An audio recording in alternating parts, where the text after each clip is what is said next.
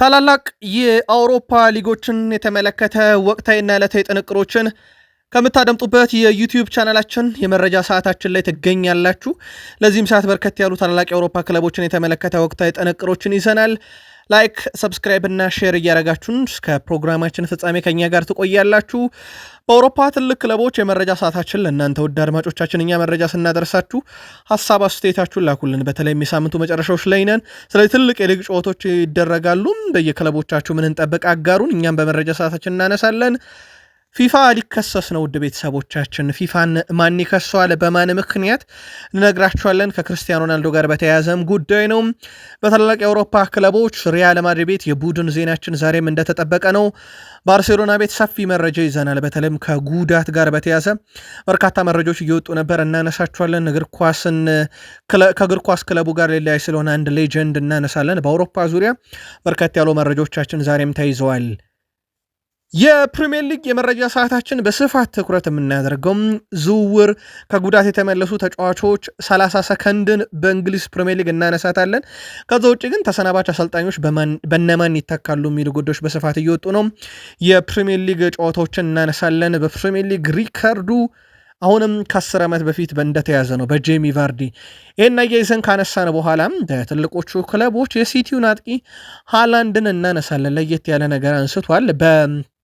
እግር ኳስ ውስጥ የዚህ ተጫዋች መዳረሻ የት እንደሆነ እንደማይታወቅ ይታወቃል። ምናልባት ባርሳ ማድሪድ የሚባል ነገር ስላለ ነው። ተጨማሪ መረጃ እናነሳበታለን። ከቼልሲ ጋር አያይዘን የቼልሲን የቡድን ዜና ይዘናል። ቀጣይ የሚጠበቅ የቼልሲ ቡድን አለ፣ ስለዛ ቡድን እንነግራችኋለን። ከዛ ውጭ ስታንፎርድ ብሪጁ ጨዋታ ከአሁኑ በትልቁ እየተጠበቀ እንደሆነ ይታወቃል። ይህንንም ጨዋታ የተወሰነ መረጃ እናነሳበታለን። ለቼልሲ ደጋፊዎች በርካታ መረጃዎችን ይዘናል። የሊቨርፑሉ አሰልጣኝ እኔ ራሱ 120 ኢንተርቪው የለብኝም ወይ ብላችሁ ነው ወይ ከጨዋታ በኋላ እያሉ ነው። ምክንያት አላቸው። ከዛ ውጭ ሊቨርፑል እናሳቸው እናነሳለን። አወራራጅ ድርጅቶች ግን በሊቨርፑል አሰልጣኝ ጉዳይ ምን እያሉ ነው? ለየት ያለ መረጃ ይዘናል። ከሊቨርፑል ጋር በተያያዘ አንድ ሰበር የዝውውር መረጃ እንነግራችኋለን። ለሊቨርፑል ደጋፊዎች ትቆዩናላችሁ። ማንቸስተር ዩናይትድ ቤት አዲሱ ስቴዲየም ለአንድ ጉዳይ ታጭቷል። ለትልቅ ጉዳይ ነው የታጨው ዩናይትድ ስቴዲየም። ከዛ ውጭ ሩበን አሞሪም አቋማቸው ግልጽ ነው። ከዛ የዩናይትድን በርከት ያለ የዝውውር መረጃ ይዘናል። ከማንቸስተር ዩናይትድ የዝውውር መረጃችን ጎን ለጎን ግን የቡድን ዜናም እንደተጠበቀ ነው፣ በስፋት እናነሳዋለን። ከዛ ውጭ ሳምንቱ መጨረሻ ትልቁም ጨዋታ ይጠበቃል። በአርሰናል በኩል ኖቬምበር ወርን ለብቻው ማንሳት ወደናል። ምክንያት አለን፣ ትከታተሉታላችሁ። ሳካ ለየት ያለ ጥንቅር አሰናድተንበታል። በዚህ ተጫዋች ጉዳይ ላይ ሁለቱን ተጫዋቾችም እናነሳለን። በአርሰናል ሉዊስ ማይል ስኬሊም እንደዚሁ ሚታን ዋኔሪን ከዛ በኋላ የሳምንቱን ጨዋታ እያይዘን እንዲሁም በአርሰናል ቤት አንድ ለየት ያለ ጉዳይ ላይ መረጃ ይዘናል። አብራችሁን ከቆያችሁ እነኝህን ብቻ አይደሉም ሌሎች በርከት ያሉ መረጃዎችን ትከታተላላችሁ። እስከ ፕሮግራማችን ፍጻሜ ቆዩ። ላይክ፣ ሰብስክራይብ፣ ሼር አድርጉን። መልካም ቆይታ ተመኘን። ፊፋ ሊከሰስ ነው። ውድ ቤተሰቦቻችን ፊፋን የሚከሱት ታዲያ በብሔራዊ ቡድን ደረጃ ነው። ይሄ የሚሆነበት ምክንያት ፊፋ ክስ የሚቀርብበት ወይም የህግ ጉዳይ ጥያቄ የሚቀርብበት የሮናልዶን የዓለም ዋንጫ የመጀመሪያ የምድብ ጨዋታ እንዲያደርግ ቅጣቱን አንድ ብቻ አድርጌዋለሁ የሚል ነው። በፊፋ ህግ ላይ ደግሞ ሮናልዶ ያጠፋውን አይነት መሰል ጥፋት 3 ጨዋታ ያስቀጣል። ሮናልዶ ደግሞ ያን የሚቀጣ ከሆነ 2 የምድብ ጨዋታ ያመልጡታልና በዚህ ምክንያት ያ 3 ጨዋታ ቅጣቱን ፊፋ ለምን ወደ አንድ ዝቅ ያደረገ የሚል ክስ ነው። እናም ሌሎች ተቀናቃኞች እንግዲህ ለካስ ቅሬታ ያቀርባሉ ተብሏል። የሮናልዶ ቅጣት 3ቱ ጨዋታ ተግባራዊ ይደረግ፣ የፊፋ ቅነሳ ወይም የቅጣት ውሳኔ ተገቢ አይደለምና ሮናልዶ 3ቱንም ጨዋታ መቀጣት አለበት እያሉ ነው። እንግዲህ ወደ ከፍተኛው ገላጋይ ፍርድ ቤት ይወሰዳል ተብሏል ጉዳዩ። ፊፋ እንግዲህ ክሱ ላይ የሚረታ ከሆነ ሮናልዶ የምድብ 2 ጨዋታዎች በዓለም ዋንጫ የሚያመልጡት ይሆናል ማለት ነው። ከአሁኑ አነጋጋሪ ጉዳይ ሆኗል። ማድሪድ ደረስን። አርዳ ጉለር በዚህ ዓመት 10 አሲስቶችን ለሪያል ማድሪድ አበርክቷል። ከ10ሩ 9ኙ ለኬሊያን ምባፔ ነው። አንድ ጊዜ ብቻ ለጎንዛሎ ጋርሻ አሲስት አደረገለት። ተከታታይ 8 አሲስቶቹም ለኬሊያን ምባፔ ያደረጋቸው ናቸው። በጣም አስደናቂ የሚባል ጥምረት ነው የሁለቱ። ከዛ በዘለለ ኬሊያን ምባፔም ዘንድሮም አስደናቂ ብቃቱ እንደቀጠለ ነው። 9 የአውሮፓ ሻምፒዮንስ ሊግ ይዞ አንደኛ፣ በርካታ ሙከራዎችን ሞክሮ አንደኛ፣ 32 ሙከራ ያለው በርካታ የዓላማውን የጠበቀ ሙከራ ከ32ቱ 18ቱ አንደኛ፣ በርካታ የግብ ዕድል የፈጠረው በአውሮፓ ሻምፒዮንስ ሊግ 20 አንደኛ፣ በርካታ ኳሶችን የተቃራኒ ፍጹም ቅጣት ምት ውስጥ የነካ ኬሊያን ምባፔ አንደኛ ነው። ይሄ የሪያል ማድሪድ አይደለም የአውሮፓ ሻምፒዮንስ ሊግ ቁጥሩ ነው በአንደኝነት የሚያስቀምጠው። ድንቅ ጊዜን እያሳለፈ ነው። እንዳልኳቸው የግል ክብሮች በአመቱ መጨረሻ ደግሞ ከክለብ ክብር ጋር ተያይዘው የሚጠብቁት ይሆናል። በእርግጥ ባለፉት 4 ዓመታት ውስጥ የቪኒሺየስ ጁኒየርን ያክል የአውሮፓ ምሽቶች ላይ የግብ ተሳትፎን ያለው አንድም ተጫዋች የለም። ትልቁ ቁጥር ነው። ሁለተኛው የሪያል ማድሪድ የአውሮፓ ሻምፒዮንስ ሊግ አሲስት አድራጊ፣ አራተኛው ነው በእንደ አጠቃላይ። ብራዚላዊ አጥቂ ቪኒሺየስ ጁኒየር በሪያል ማድሪድ ቆይታው ዙሪያ የተጠናቀቀው የተቋጨ ነገር የለም። አሁንም ከስምምነት አልደረሱም። ግን ቪኒሺየስ ጁኒየር ሀሳቡን ቀይሮ ኮንትራቱን ሊቀበል ይችላል የሚሉ መረጃዎች ግን በሞንዶ ዲፖርቲቮን በኩል አሁን በስፋት እየወጡ ይገኛሉ። ጉዳዩን ከስር ከስር እንመለከተዋለን። ሌላው ክርስቲያኖ ሮናልዶ ወይስ ቪኒሺየስ ጁኒየር ማንን ተመርጣለ የተባለውም ቶኒ ክሩስ ራሱ ቪኒሺየስ ጁኒየር ራሱ ይህን ጥያቄ በጠይቀው ሮናልዶ ብሎ ይመልስላል። ለንጽጽር የሚቀርቡ አይደሉም፣ ሮናልዶ ሌጀንድም ጭምር ነው ብሎ ከዛ ለመወዳደር ገና እንደሆነ ቪኒሺየስ ጁኒየርን ጠቅሷል።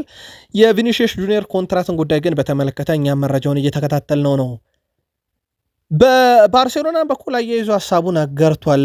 በእግር ኳስ ውስጥ ምርጥ ተሰጥኦ ያለው ተጫዋች ላሚን ያማል ነው ብሏል ቶኒ ክሩስ። የባርሴሎና ተጫዋች በእርግጥ የባርሴሎና ተጫዋች ጥያቄ አልቀረበበትም። የብቃት ጥያቄ ያንዳንድ ሲነሱበት የነበሩ የዲሲፕሊን ችግሮች ናቸው። አሁን ያ ነገር የተፈታ ይመስላል። ግን ደግሞ በብቃት ደረጃ ወይም በስኪል ደረጃ ቁጥር 1 ነው ብሎ አወድሶታል። ሮናልድ አራሆ ከዛሬው ልምምድ አቋርጦ ወጥቷል። በተጫዋቹ በኩል በሳምንቱ መጨረሻ በሚደረግ የስፔን ላሊጋ ጨዋታ ላይ ለባርሴሎና አገልጋሎት ላይሰጥ ይችላል እየተባለ ይገኛል። ሌላ ጉዳት ማለት ነው ለባርሴሎና። ወሳኝ ተጫዋቹን በጉዳት እያጣ የሚገኘው ባርሴሎና ፔድሪ ተመለሰ ሲባል አሁን ደግሞ ተረኛው የሮናልድ አራሆ ጉዳት ሆኗል። ሮናልድ አራሆ ዛሬ ልምምዱን አለመስራቱን ተከትሎ በሳምንቱ ጨዋታ ላይ ይገኛል ተብሎ አይታሰብም። አዲስ ነገር ካለ ግን እንከታተለዋለን። ምናልባት ቴር ሽቴገንን በተመለከተም ከጉዳት አገግሟል፣ ልምምዶችን እየሰራ ነው። በቅርቡ የዋናው ቡድን ተጫዋች ይሆናል ተብሎ ይጠበቃል። ከጥቂት ወራት በፊት ቀዶ ጥገና አድርጎ እንደነበረ ይታወቃል። ስፔናዊው የተከላካይ ስፍራ ተጫዋች ሰርጂዮ ራሞስ ከሜክሲኮ ክለብ ሞንቴሬ ጋር ለመለየት መወሰኑ ተገልጿል። ተጫዋቹ የ25 የሜክሲኮ ሊግ ከተጠናቀቀ በኋላ በክለቡ እንደማይቀጠል ተናግሯል። ሰርጂዮ ራሞስ በቀጣይ ጫማውን መስቀል እንደማይፈልግ እና በሌላ ክለብ መጫወት መቀጠል እንደሚፈልግ ተዘግቧል። የ39 ዓመቱ ሰርጂዮ ራሞስ ባለፈው ዓመት ወደ ሜክሲኮ በማምራት ሞንትሬንን መቀላቀሉ የሚዘነጋ አይደለም። በነገራችን ላይ የቡድኑ ፍጹም ቅጣት ምት መቼ እሱ ነው በጣም አነጋጋሪው ጉዳይ። ግን ከክለቡ ጋር እንግዲህ የዘንድሮ የውድድር ዓመት ሲጠናቀቅ በዛው ይለያያል ማለት ነው። ከክለቡ ጋር በቀጣይ መዳረሻው የት ይሆናል? ወደ ሜጀር ሊግ ሶከር፣ ወደ ሳውዲ አረቢያ ወይንስ ወደ ብራዚል ሊግ ወዴት ያምራል የሚለው በትልቁ የሚጠበቅ ይሆናል። እዛው ላቲን አካባቢ እንቆይና ሰሜን አሜሪካን እናንሳ። የአሜሪካ በጣምራ የምታዘጋጀው የዓለም ዋንጫ እንዳለ ይታወቃል። ከሜክሲኮና ከካናዳ ጋር አሜሪካ በጣምራ የምታዘጋጀው ቀጣይ የዓለም ዋንጫ ውድድር የማሸነፍ ዓላማ እንዳላት አሰልጣኝ ማውሪሲዮ ፖቼቲኖ ተናግሯል። የአሜሪካ ብሔራዊ ቡድን አዘጋጅ በመሆኑ ትልቅ ኃላፊነት አለበት ያሉት አሰልጣኙ ቡድኑ በሀገሩ ምድር ታሪክ ለመስራት ወርቃማ ዕድል አለው ብለዋል። አሰልጣኙ አያይዞም ጥሩ ከተሰራ የአሜሪካ ብሔራዊ ቡድን በቀጣይ 5-10 ዓመታት ከዓለም ምርጥ መሆን የሚችል ነው እና በሜዳችን የሚደረገውን ወይም በሀገራችን የሚደረገውን ዋንጫ ለማስቀረት እቅዳለን። የአሜሪካ ዓላማም ዋንጫውን በዛው ማስቀረት ነው ብሏል አሰልጣኝ ማውሪሲዮ ፖቼቲኖ። እሳቸውን እንግዲህ በብሔራዊ ቡድን ደረጃ ለመጀመሪያ ጊዜ እያየናቸው እንገኛለን። በአሜሪካ ብሔራዊ ቡድን እነ ክርስቲያን ፑሊሲችን ይዘው የኤሲ ሚላኑ የፊት መስመር አጥቂ አሜሪካን ወዴት ይወስዷታል የሚለው በዓለም ዋንጫ በትልቁ ይጠበቃል። ፕሪሚየር ሊግ ላይ እንሂድ። በውድ ቤተሰቦቻችን በፕሪሚየር ሊግ በርካታ መረጃዎችን ይዘናል። የክሪስታል ፓላሱን ጉዌን እናስቀድም። የክሪስታል ፓላሱ ተከላካይ ማርክ ጉዌ ጥር ለማስፈረም የሚፈልጉ ክለቦች ካሉ በአሁን በቀጣይ 1 ወር ገደማ በኋላ በሚከፈተው ማለት ነው የሚፈልጉ ክለቦች ካሉ የክለቡና የተጫዋቹን ፍላጎት ማሟላት አለባቸው ይላል የዘ አትሌቲክስ ዘገባ። አሁን ላይ ባየር ሙኒክ፣ ባርሴሎና፣ ሊቨርፑል እና ማንቸስተር ሲቲ የተጫዋቹ አድናቂ ናቸው።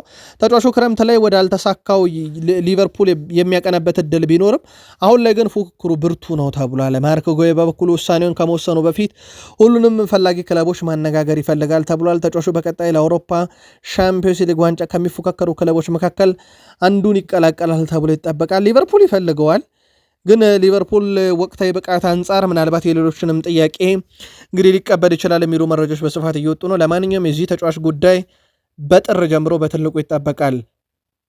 ከጉዳት ጋር በተያያዘ የኒካስል ዩናይትድ የፊት አሰር አጥቂ ዮሐን ዊሳ ወደ ልምምድ መመለሱን አሰልጣኝ ኤዲ ሃው አረጋግጧል። ይህ ትልቅ ዜና ነው ለኒካስል። ተጫዋቹ ባለፈው ክረምት ኒካስል ዩናይትድን በአመፅ ነው የተቀላቀለው። በጣም የሚገርመው ነገር ግን እሱ በአመፅ ኒካስልን ሲቀላቀል ኢሳክ በአመፅ ኒካስልን ለቀቀ።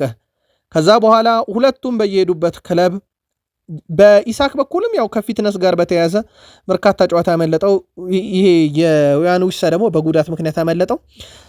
ለቆ ሄደውም የተተካውም ሰው ትንሽ ተቸግሯል። የመጀመሪያ ጥቂት ጨዋታዎች ላይ አንዱ ለመላመድ አንዱ ከጉዳት ነፃ ሆኖ ለመጫወት።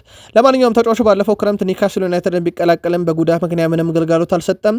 በሌላ በኩል ትሪፔር በጉዳት ምክንያት ለአንድ ወር ከሜዳ እንደሚርቅ ነው አሰልጣኝ ኤዲ ሃው አሁን ከጥቂት ደቂቃዎች በፊት በሰጡት ጋዜጣዊ መግለጫ ያረጋገጡት። ወሳኝ ተጫዋቻቸውንም ይዘው አይገቡም ማለት ነው። የዌስትሃም ዩናይትዱን ተጫዋች እንቀጥል ወደ ቤተሰቦቻችን ኩፋልን ማለት ነው። የቀድሞ የዌስትሃም ዩናይትድ ተጫዋች ቭላዲሚር ኩፋል ከክለቡ ጋር የተለያየበት መንገድ እንዳስከፋው ተናግሯል። አሰልጣኙ ክለቡን ውሌን እንደማያራዝም ነገረኝ፣ ምክንያቱም ስጠይቀው የክለቡ ውሳኔ ነው ሲለ ነግሮኛል ብሏል።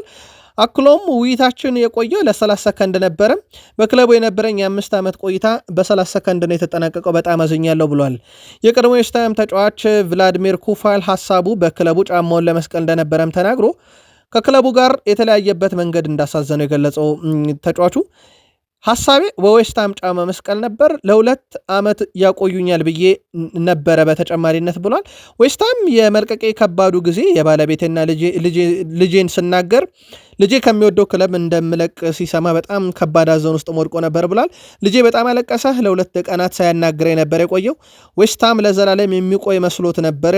የኔ ስህተት እንደሆነ ተሰማኝ ብሏል። ኩፋል በ30 ሰከንድ ነው ሁሉ ነገር የተጠናቀቀው ብሏል። ከዌስትሃም ዩናይትድ ጋር አንሄ ፖስቴኮግሉ ወይስ ብሬንዳን ሮጀርስ የሚሉ ስሞች በስፋት አሁን በእንግሊዝ ሚዲያ ላይ እየተነሱ ይገኛሉ። የእንግሊዝ ፕሪሚየር ሊግ የውጤት ቀውስ ውስጥ የሚገኘው አዳጊው ሊድስ ዩናይትድ በአሰልጣኝ ዳንኤል ፍሩኬ እየተመሩ እንግዲህ ውጤት አልባ ጉዞ ላይ ናቸው የሚገኙትና ምናልባትም ከተለያዩ አኔ ፖስቴኮግሉ ወይም ብሬንዳን ሮጀርስ ተተኪያቸው የማድረግ እቅድ አላቸው ተብሏል።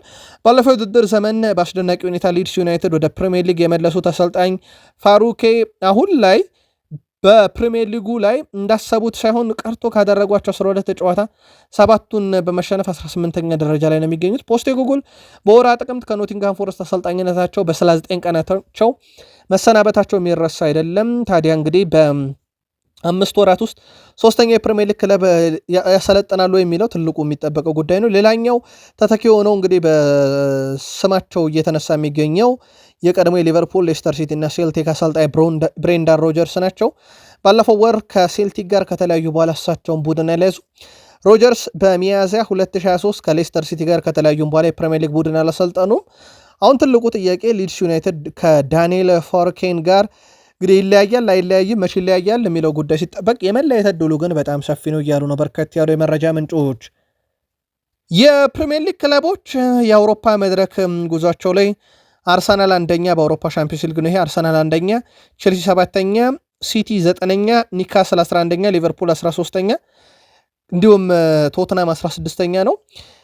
አርሰናል እና ቼልሲ በቀጥታ ማለፍ ውስጥ ይገኛሉ። ከሲቲ እስከ ቶትናም ያሉት ጥሎ ማለፍ ደረጃ ላይ ይገኛሉ። በኤሮፕ ሊግ የፕሪሚየር ሊግ ክለቦች አስቶን ቪላ 3ኛ፣ ኖቲንግሃም ፎረስት 16ኛ፣ እንደ ዩናይትድ ኪንግደም ደግሞ ካየነው ሴልቲክ 21ኛ፣ ሬንጀርስ 33ኛ ያሉ። በኮንፈረንስ ሊግ የእንግሊዙ ክለብ ፓላስ እንደ ዩናይትድ ኪንግደም ካየን ደግሞ አበርድን ፉትቦል ክለብ 33ኛ ደረጃ ላይ ይገኛሉ። እንደ አጠቃላይ የእንግሊዝ ወይም የዩናይትድ ኪንግደም ክለቦች የአውሮፓ ተሳትፏቸው እዚህ ላይ ይገኛል። ሊጎች ተመልሰዋል። ከአውሮፓ ምሽት ጨዋታዎች በኋላ ፕሪሚየር ሊጉ በነገራችን ላይ ቅዳሜ ልክ 12 ሰዓት ሲል ነው የሚጀምረው።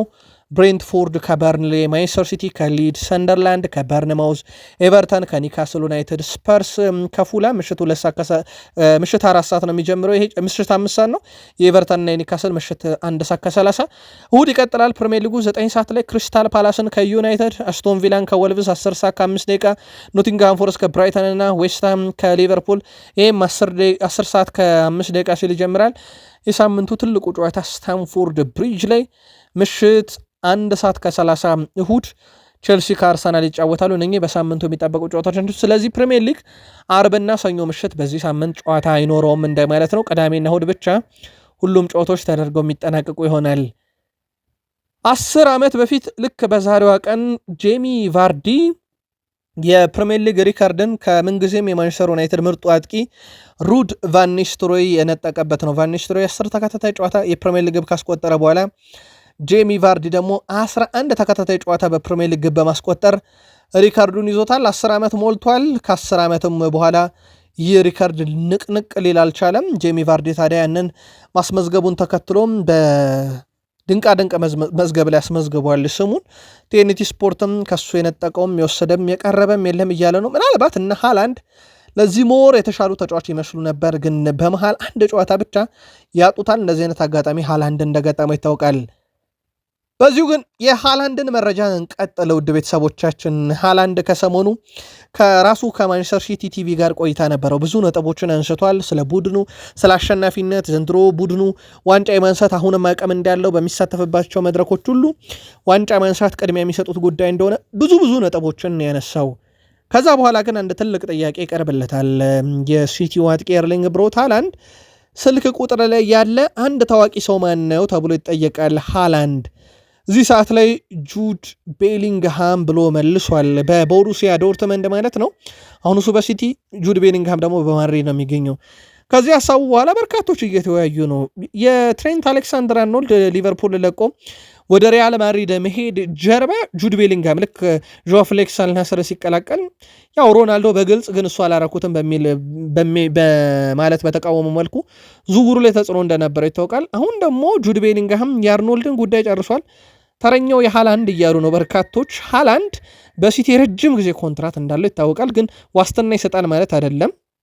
ተጫዋቹ እስከፈለገ ሲቲ የሚፈልገውን ገንዘብ እስከመጣለት ድረስ ሊለቅ የማይችልበት ምንም ምክንያት የለም። ያው ድርድር ወይ ስምነት ካልተፈጠረ በስተቀር ሃላንድ የአንድ ታዋቂ ሰው ስልክ እጄ ላይ ያለ እሱም የጁድ ቤሊንግሃም ነው ብሏል። የሪያል ማድሪዱን በጣም አነጋጋሪ ሆኗል። ከዛቺ ንግግሩም በኋላ ቼልሲን ቤት ደረስን። ቼልሲ በአውሮፓ ሻምፒዮንስ ሊግ 7ኛ ደረጃ ላይ ነው የሚገኘው። አሁን በ10 ነጥብ አለው። በእርግጥ የ6ኛ ደረጃ ላይም ካለው ከቦሩሲያ ዶርትመንድ ጋር እኩል ነው። ሞር በጣም ሰፊ ልዩነት አለ ካልን 5ኛ ካሉት የ2 ነጥብ ልዩነት፣ 1ኛ ካለው የ5 ነጥብ ልዩነት አለው።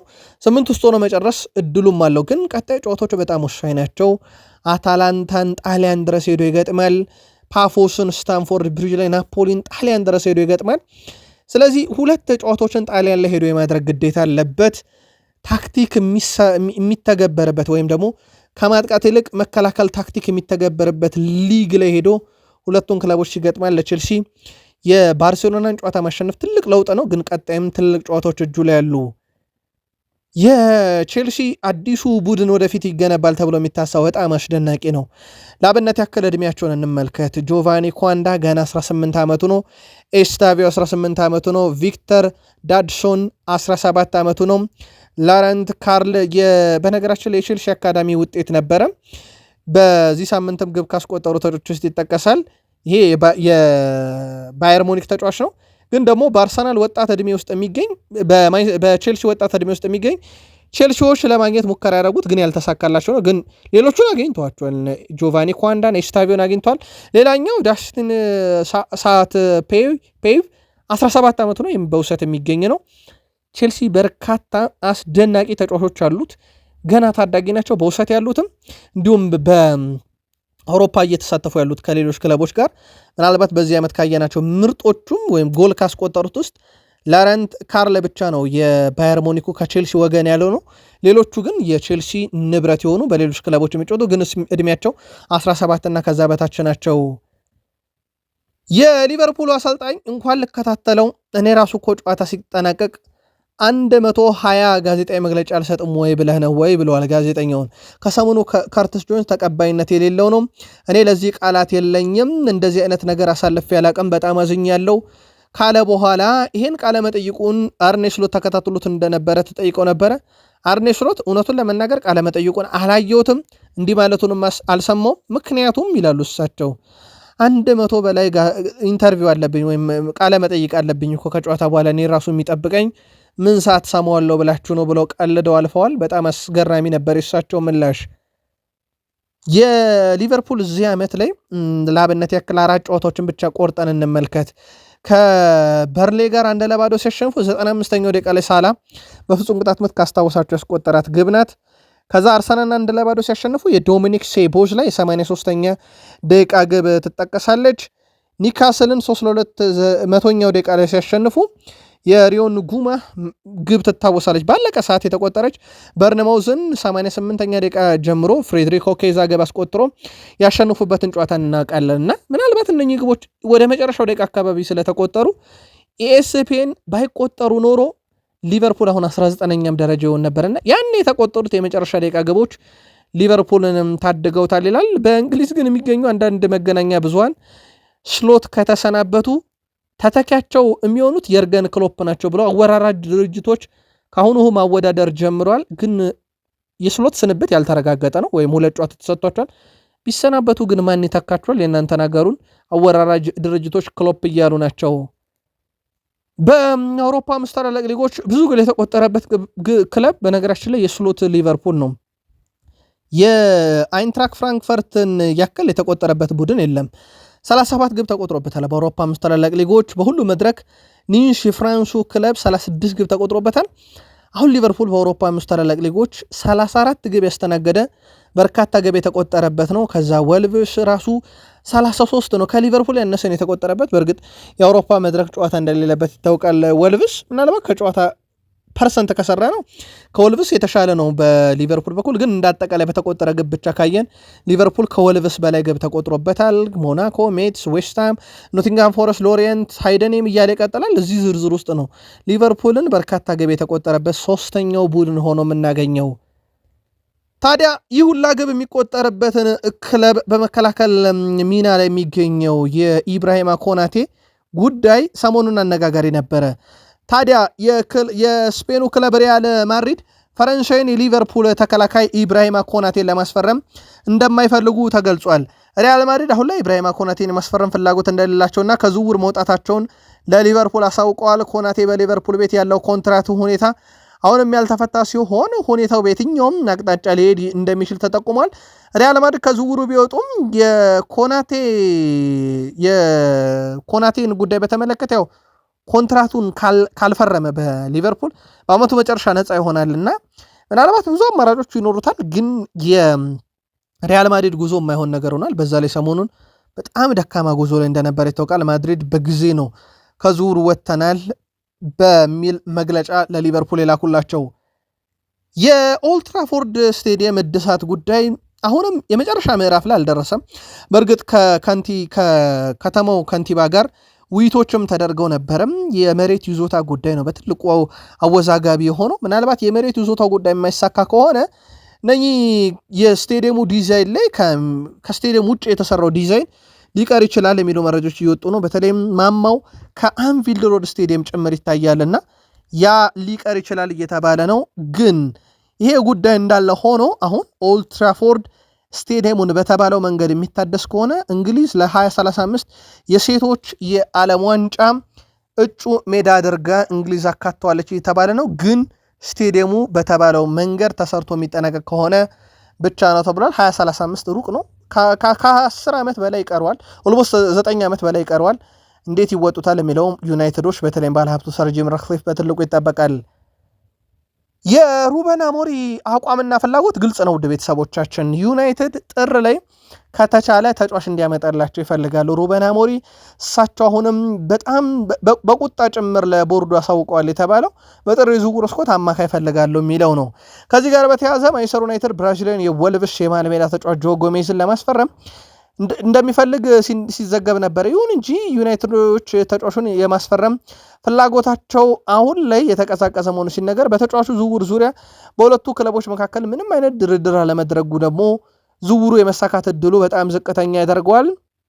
የወልቭስም ቅርብ ምንጮች ድርድር የለምና ዝውውሩ ስለመሳካቱ ምንም አይነት ማረጋገጫ እስካሁን የለም የሚሉ መረጃዎችን እያወጡ ነበር። ከሰሞኑ እኛም አድርሰናቸዋል። ለማንኛውም ዩናይትድ እስካሁን ምንም አይነት ፍላጎቱን የሚገልጽ ነገር አላከናወነም። ማንቸስተር ዩናይትድ የኖቲንግሃም ፎረስቱን አማካኝ ኤሊዮት አንደርሰን ለማስፈረም በቁጥር 1 ኢላማ ውስጥ ይገኛል። በነገራችን ላይ ኖቲንግሃም ፎረስት ማንቸስተር ዩናይትድ ኤሊዮት አንደርሰንን የማስፈረም ፍላጎት እንዳለው እንደሚያውቁ እና ለመልቀቅ ከፍተኛ ክፍያ እንደሚጠይቁ እኛም ነግረናችሁ ነበረ። የብሩኖ ፈርናንዴዝ ቆይታ በራሱ እዚህ ዝውውር ላይ ራሱ ተጽዕኖ አለው። ለአብነት ያክል በአውሮፓና ሳውዲ አረቢያ የሚገኙ ክለቦች ብሩኖ ፈርናንዴዝ ሁኔታ በቅርበት እየተከታተሉ ነው። ፖርቱጋል ተጫዋች ብሩኖ ፈርናንዴዝ በሚቀጥለው ዓመት ከማንቸስተር ዩናይትድ ጋር እንግዲህ ይለያያል የሚሉ መረጃዎች በስፋት እየወጡ ነው። ዩናይትድም ተጫዋቹን ሸጦ በአዲስ መልክ ቡድኑን መገንባት ይፈልጋልና የዚህም ተጫዋች መልቀቅ ነገር ምናልባትም በትልቁ የሚጠበቅ ይሆናል። ባርሴሎና ማርከስ ራሽፈርድን በ30 ሚሊዮን ዩሮ በቋሚነት ማስፈረሙ እስካሁን በግልጽ እንደማይታወቅ ተነግሯል። አሁን ላይ ባርሴሎና ማርከስ ራሽፈርድ በቋሚነት ለማስፈረም ምንም አይነት ፍንጭ አለማሳየቱ ሲጠቆም፣ ክለቡን የሚለቅ ከሆነ ግን ዩናይትዶች መልሰው እሱን የቡድኑ አካል የማድረግ እቅድ የላቸውም። በሩበን አሞሪም ስር ምናልባት ዩናይትድ አሰልጣኝ እስካልቀየረም ድረስ ወደ ዩናይትድ መጥቶ ይጫወታል ተብሎ አይታሰብም። ማርከስ ራሽፈርድ ግን የባርሴሎና ነገር እስካሁን ከውሳኔ አልተደረሰም። ማንቸስተር ዩናይትድ እና በአታላንታ መካከል በአማካይ ኤደርሰን ዙሪያ ባለፈው ክረምት ውይይት ድርድር ተደርጎ እንደነበረ ይታወቃል። ዩናይትድ ይህን ድርድር ሊያስቀጥል ይችላል የሚሉ መረጃዎች አሁን በስፋት እየወጡ ይገኛሉ። ዳግም ገበያው ላይ ብቅ ብሏል። ተጫዋቹ ከጉዳትም እንግዲህ አገግሞ ለቡድኑ ጨዋታ እያደረገ ይገኛል። ማንቸስተር ዩናይትድ እና በአታላንታ መካከል በአማካይ ኤደርሰን ዙሪያ ባለፈው ክረምት መደረግ የጀመሩትን ውይይት በጥቂት ቀናት ውስጥ እልባት ይሰጡታል ተብሎ እንደዚሁ በትልቁ እየተዘገበ ይገኛል። ሌላው ማንቸስተር ዩናይትድ አሁንም ቢሆን የአንቶኒዮ ሲሜዮኔ አድናቂንና ፈላጊ ናቸው። ግን ይህ ዝውውር በቀላሉ የሚሳካ አይደለም። አንድም አንቶኒዮ ሲሜዮኔ መሳተፍ የሚፈልጋቸው የአውሮፓ መድረኮች አሉ። ከጥር ጀምሮ እንኳን ለዩናይትድ ቢፈርም ያንን ማድረግ አይችልም። ወይ ደግሞ ዩናይትድ በአመቱ መጨረሻም የአውሮፓን ትኬት መቁረጥ አለበት። አሊያም ግን ልቡ ወደሚወደውና የሚደግፈው ክለብ አርሰናል ጥያቄ ከቀረበለት፣ ሊቨርፑልም ግን እዚህ ውስጥ እንዳለ ሳይዘነጋ ማለት ነው። የማንቸስተር ዩናይትድ የእሁድ 9 ሰዓት ተጋጣሚ ክሪስታል ፓላስ በሜዳው ሴልኸርስት ፓርክ ስቴዲየም ባደረጋቸው ያለፉት 12 የፕሪሚየር ሊግ ጨዋታ ላይ ሽንፈት የሚባል ነገር አላስተናገደም። ከ12 ጨዋታ ውስጥ 6ቱን ሲያሸንፍ ቀሪ 6 ጨዋታ ደግሞ ባቸው አጠናቋል። በእግር ኳስ ታሪካቸው ሁለተኛው ምርጡ ታሪካቸው ነው። በሜዳቸው ሳይሸነፉ ረጅም ጨዋታን መጓዝ የቻሉ ማለት ነው። ማንቸስተር ዩናይትድ ይህንን እንግዲህ በሜዳቸው ድረስ ሄዶ በመግጠም ሴልኸርስት ፓርክ ላይ ይህን ሪከርድ የማስቀረት ግዴታ ይጠብቀዋል። በክለቡ በኩል በፓላስ በኩል ደግሞ ዩናይትድን አሸንፎ ደረጃውን ሞር ማሻሻል የሚችልበት አጋጣሚ ሊፈጥረለት ይችላል። የሁለቱ ጨዋታም እንግዲህ ፊታችን እሁድ 9 ሰዓት ሲል ነው የሚጀምረው። እንዳጠቃላይ ጨዋታው እንድትከታተሉት እንጋብዛችኋለን። ግን ተጨማሪ መረጃ እኛም ከስር እናደርሳችኋለን። የቀድሞ የማን ዩናይትድ ተጫዋች ሴባስቲያን ቬሮን ለ6 ወራት ያክል ምንም አይነት እግር ኳስ ጋር ግንኙነት እንዳያደርግ ታግዷል። የቀድሞ የማን ዩናይትድ አማካይ ሴባስቲያን ቬሮን ለ6 ወራት ነው ከማንኛውም ስፖርታዊ ጉዳዮች የታገደው። ተጨማሪ መረጃዎችን ለማጣራት ጥረት እያደረግን ነው። ዘአትሌቲክ መረጃውን ይዞት ወጥቷል። ለምን የሚለውን እና ይግባኝ ሳለው የሚለውን ደግሞ በቀጣይ አጣርተን የምናመጣላችሁም ይሆናል። አርሰናል በኖቬምበር ወር ከማንኛውም ቡድን የበለጠ የክፍት ጨዋታ ጎል ባለቤት ነው። በነገራችን ላይ 7 ጎሎችን ከክፍት ጨዋታ ያስቆጠረ ቀዳሚ ቡድን ነው አርሰናል። ቼልሲ 6 ያስቆጠረው፣ ብራይተን ሲቲ እና ኖቲንግሃም 5 ነው። እንግዲህ ከሊቨርፑል ከማንቸስተር ዩናይትድ እና ቶተንሃም ጋር በድምሩ ደግሞ 5 ነው ከክፍት ጨዋታ ያስቆጠረው ግብና የአርሰናል ብቃት ከፍ እያለ መጥቷል። እንደሚባለው ምናልባት የቆመ ኳስ ላይ ብቻ ጥገኛ እንዳይሆኑ ማድረጓቸዋል። የክፍት ጨዋታ ወር ነበር ማለት ይቻላል። በእርግጥ ቶትናምን 4 ግብ ሲያስቆጥሩ ሁሉም በጨዋታ እንቅስቃሴ የተገኙ እንደነበር አይዘነጋም። ሳካ የኤምሬትስ ቆይታው እድሜ ልኩን እንዲሆን ይፈልጋል ተብሏል። ሳካ የህይወቱን ቆይታ በኤምሬትስ ስቴዲየም አሳልፏል። ለመልቀቅ እንደማይፈልግ እናም በቡድን ውስጥ ረጅም ጊዜ መቆየት እንደሚፈልግና የቡድኑ ሌጀንድ የመሆን ፍላጎት እንዳለው ተናግሯል። አርሰናል ውል ለማራዘም ንግግር ወይም ድርድር ላይ የሚገኘው ቡካዮ ሳካ እንግዲህ በዚህ ሳምንት ትልቅ ነገር ይጠበቃል። ይህም የቅርብ ጊዜ ከፍተኛ ደሞዝ ተከፋይ ከፍተኛ የውል ማፍረሻ ያለው ተጫዋች እንደሚሆን ይጠበቃል። ግን ትልቅ ደሞዝ ነው የሚከፈለው። በነገራችን ላይ ማይከል አርቴታ ወደ አርሰናል ከመጡ በኋላ ያስተካከሉት ነገር አንዱ የቤተሰብ መረጋጋት ነው። ተጫዋቾች ቤት ውስጥ በጣም ሰላም ከሆኑ እና በግል ህይወታቸው ሰላም ከሆኑ ሜዳ ላይ ጥሩ ነገር ያሳያሉ የሚል እምነት ያላቸው ማይከል አርቴታ ለዚህም እንግዲህ ተጫዋቾቻቸው ትዳር እንዲይዙ ያበረታታሉ። ተረኛው ደግሞ አሁን ቡካዮ ሳካ ነው። ቡካዮ ሳካ እንግዲህ በትላንትናው ዕለት ጋብቻ መፈጸሙን በርከት ያሉ መረጃዎች በስፋት ወጥተው እየዘገቡት ይገኛሉ። ማይልስ ሉዊስ ስኬሊ በ2025 መጀመሪያ ላይ በአርሰናል አዲስ የረጅም ጊዜ ውል ተፈራርሟል። ከ8 ዓመቱ ጀምሮም ከክለቡ ጋር የቆየው ይህ ስምምነት ለዋናው ቡድን ጨዋታና ለእንግሊዝ ዓለም አቀፍ ጨዋታ ማደጉን የሚያሳይ ማረጋገጫ እየተባለ ነው። በተለይም ገነር ብሎክስ ይዞት በወጣው መረጃ መሰረት የሉዊስ ስኬሊ ውል እና አርሰናል የወደፊት የጋራ ራዕይ እንዳላቸው ወይም አብረው መቆየት እንደሚፈልጉ ግልጽ ነው። የፕሪሚየር ሊግ ክለቦች እንግዲህ እሱ ላይ ጫና እየሰደሩ ነው። ተጫዋቹን በተለይም ለጨዋታ ብሎ እንዲቀላቀላቸው ለማድረግ እንግዲህ በተጫዋቹም በኩል ፍላጎቶች አሉ ተብሎ አይታሰቡም። አርሰናል ደግሞ ፍላጎት የለውም ተብሏል። ኢታን ዋኔሪ ማይል ሉዊስ ስኬሊን የመሸጥ ኢታን ዋኔሪም ተመሳይ ነው። በነገራችን ላይ ኢታን ዋኔሪንም ለማስፈረም ፍላጎት አላቸው በርካታ ክለቦች። ነገር ግን ተጫዋቹ በአርሰናል ቤት አዲስ የ5 ዓመት ኮንትራት በቅርቡ መፈረሙ ይታወቃል። ቼልሲ አርሰናልን ማሸነፍ የሚችል አይመስለኝም እያለ ነው ፖል ሜርሰን። በተንታኝነት እያገለገለ የሚገኘው የቀድሞ ተጫዋች ፖል ሜርሰን ቼልሲ አርሰናልን ያሸንፋል የሚል እምነት የለኝም ብሏል። እኔ የቼልሲ ደጋፊ ነኝ። ይህንን ቡድኔ ሁልጊዜ አየዋለሁ። አርሰናል ማሸነፍ የሚችል ግን አይመስለኝም ብሏል።